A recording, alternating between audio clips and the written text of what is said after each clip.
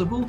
Is it feasible really to halve emissions by 2030? In fact, when you look at this sector by sector by sector by sector, virtually all sectors can at least halve by 2030.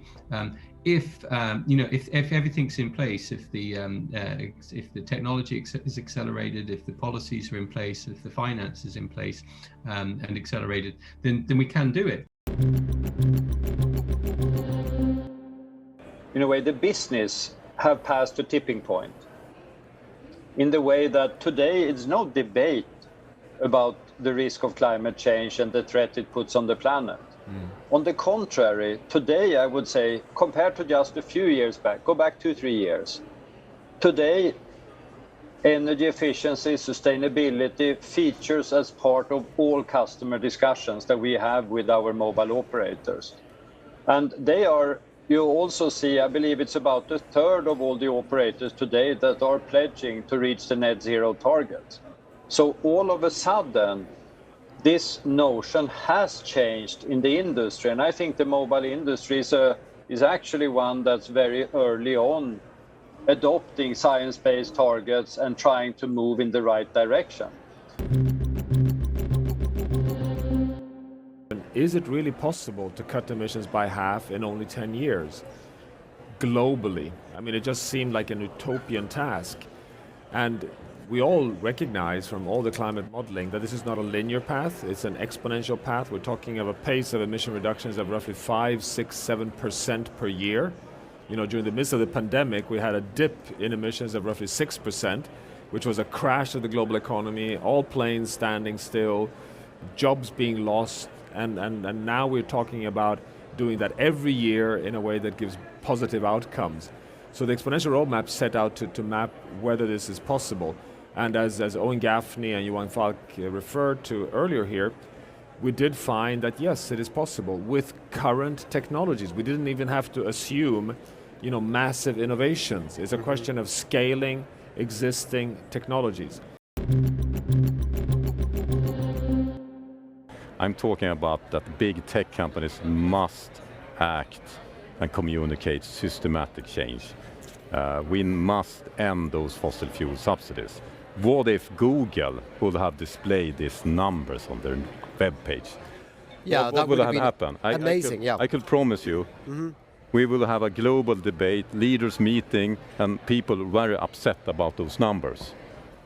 $86 billion since the climate meeting has started in fossil fuel subsidized. It will be end. So Google, you have the power. Use it in the right way, not in the wrong direction, in the right way, and be on the right side of the history. Otherwise, we maybe not have a history. So there's a long history of collaboration among countries that either have been or still are adversaries in the region. And now we've seen in the last quarter century so vividly, particularly in the last decade, how with retreating sea ice, collapsing permafrost, and rising temperatures, we have a whole new ocean that's opened in the Arctic.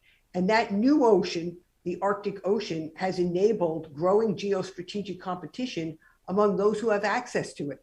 Today, Russia envisions the Northern Sea Route as a toll road for transportation across its borders, from ports in Asia like Shanghai across to ports in Europe like Rotterdam.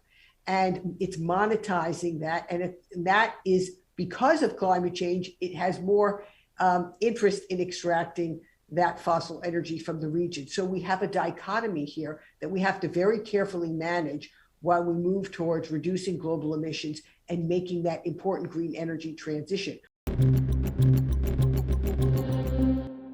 So we have to find ways to reach like the two audiences. One are the young undecideds, to motivate them, to give them hope, to give them passion, and to give them inspiration to move forward in their activism.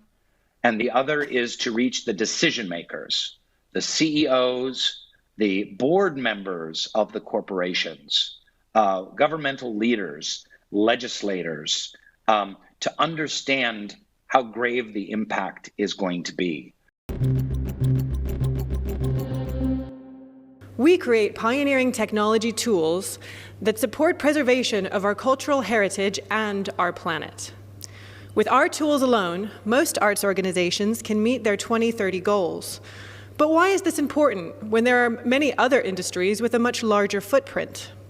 As Nigel Topping said in April, it's society who must hold everyone accountable to the agreements that will be made at this summit. And the arts help society think, to process our collective past and consider the future. So a key part of our strategy in this decade of change should be to harness the arts to educate society on the challenges, plans, and actions being taken to end this emergency, and hopefully take our places as heroes of the future rather than the villains.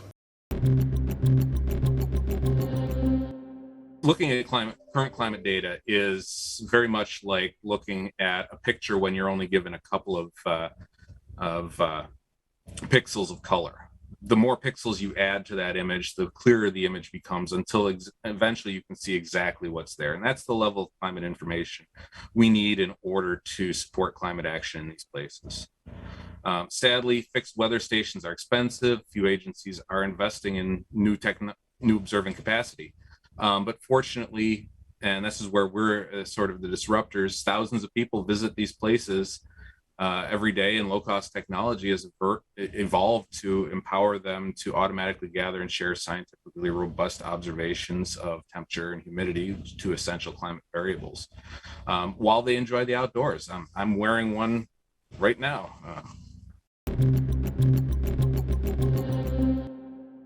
The second part that we demonstrated was our nitrogen solution, where we, in partnership with Alfa Laval, developed something that can really change how wastewater treatment plants today, in today's economy, will become resource treatment plants in next economy.